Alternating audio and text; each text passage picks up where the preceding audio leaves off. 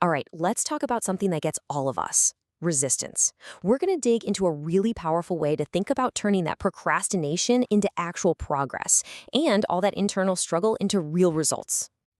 You know that feeling, right? There's something you need to do, but you're just not doing it. And the weird part is, the energy you spend avoiding it, feeling guilty about it, and telling yourself stories about it feels way more exhausting than the task itself. It's this vicious cycle that just drains you.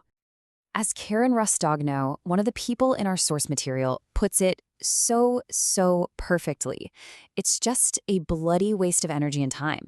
I mean, how true is that? All that mental baggage we carry when we put things off, it's just a complete and total waste.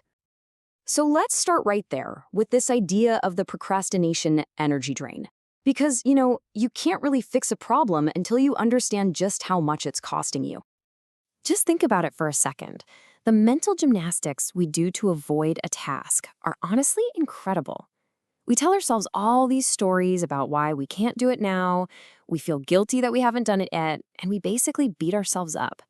That friction, that internal battle of not doing the thing, is almost always way more painful than just getting it over with.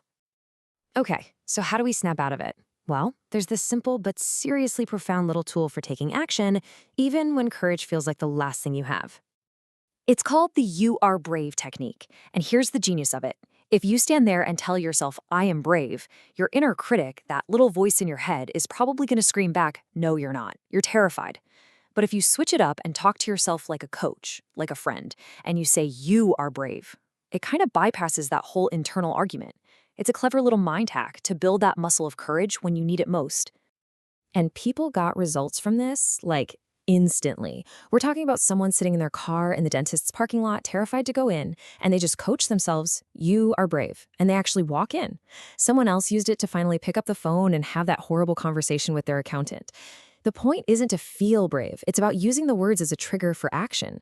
One person even used it to send out 50 business messages in one day. A tiny shift in language, a huge shift in what's possible. So that technique is an amazing way to just get moving. But what about when we do get moving and then we immediately sabotage ourselves? To get that, we have to look at this brilliant core metaphor that explains why our best efforts sometimes just fall flat. And it really all boils down to this one question. Why are we so good at killing our own progress? Why do we get a little bit of momentum going and then we just have to stop everything to judge it before it even has a chance to work? Our source calls this pulling the carrot, and it's such a perfect image. Imagine you've planted a garden full of carrots. You see the little green stems starting to pop up, but you get impatient. You think, is anything really happening down there? So you yank one out of the ground to check. Well, what did you just do? You killed it. That's exactly what we do every time we avoid getting a no, or we judge our results too soon, or we just decide, this isn't working. We pull the carrot and we kill the progress. And this chart just lays it out so clearly. On one side, you've got killing the carrot, judging, avoiding, doubting. That's all about obsessing over the outcome. On the other side, you've got nurturing the carrot, trusting the process, taking consistent action, and just letting things grow. It's all about focusing on the action, not the immediate results. So let's build on this and look at what our source material calls a new mental operating system, one that's way less about forcing things and way more about finding your flow. The whole thing really comes down to this simple, beautiful formula. You need a clear target, you need to bring presence to what you're doing, and, this is the big one, you need to practice non-resistance. You put those three together and you create the perfect environment for your goal to happen. So let's break that down real quick. First, target. And we're not talking about some vague wish. This has to be a crystal clear, definite purpose, a precise destination. Napoleon Hill, who studied the most successful people of his time, found this was their secret. It wasn't luck, it was that they knew exactly where they were going, and it guided everything they did. Next up, presence. So if the target is your destination, presence is all about how you travel. It's the vibe, the energy you bring to the journey.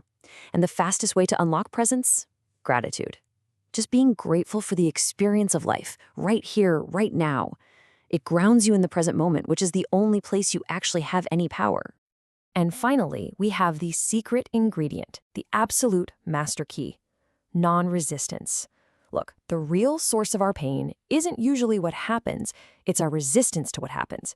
It's that internal argument where we're just screaming, this shouldn't be happening. The practice here is so simple, but it's so profound. It's to just say, I don't like it, but it is what it is. That one little phrase ends the internal war and frees up all your energy. Okay, so this all sounds great in theory, but what do you actually do when things get tough? When you feel that motivation dip or that sting of disappointment? How do you apply this code then? Well, this is a total game changer. Instead of seeing those moments of doubt, fear, or failure as a sign to stop, you reframe them. You start to see them as coherence reps. It's just like a rep at the gym builds your physical muscles. Every emotional dip is a chance to practice non-resistance and strengthen your inner core. Every no you get is just an opportunity to get stronger. And here is the literal playbook for what to do when those dips happen. 6 simple steps. First, you name it. Just observe the feeling. Don't judge it. Second, welcome it. See it as a doorway, not a wall. Third, feel it. Let yourself actually experience the physical sensation for just 10 seconds. Fourth, activate. Tell yourself, this is making me stronger. Fifth, choose. Intentionally decide to feel something else, like gratitude. And finally, number 6, act. Take one single, tiny action that moves you toward your target. This is how you turn a moment of weakness into a moment of pure power. And all of this brings us to the real heart of it all, and one last, really powerful idea for you to take with you. So just for the rest of today, ask yourself this question. What is the one thing? It can be big, it can be small, doesn't matter.